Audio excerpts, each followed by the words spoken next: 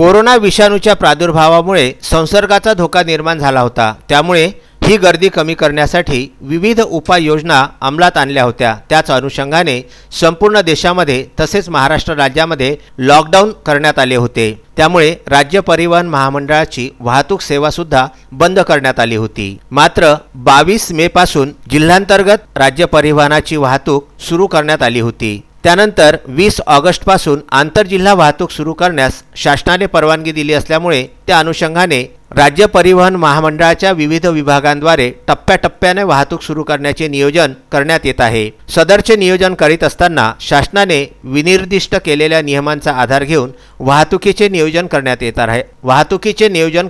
आहे। राज्य परिवहन महामंडळामार्फत चालविण्यात येणाऱ्या बसेसना ई-पासची आवश्यकता राहणार नाही। विभागांनी नियते सुरू करताना चांगले भारमान असणारी व प्रवासी प्रतिसाद चांगला असणारी नियते चालनात राहतील आणि टप्पे कमीत कमी होतील या दृष्टीने नियोजन करण्यात येत आहे।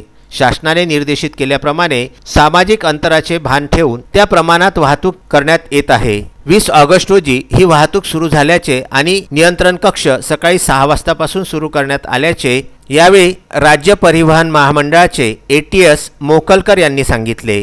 कोविड-19च्या प्रादुर्भावामुळे भारत सरकार तसेच महाराष्ट्र शासनाने 22/3/2020 रोजीपासून लॉकडाऊन केले होते। त्या लॉकडाऊनमध्ये गर्दी कमी करण्यासाठी महाराष्ट्र शासनाने महामंडळाची सेवा ही तात्पुरती स्थगित केली होती। तशीच ती सेवा आज महाराष्ट्र शासनाने 20/8/2020 रोजीपासून पूर्ववत जिल्हा अंतर्गत सुरू करण्यात आलेली आहे।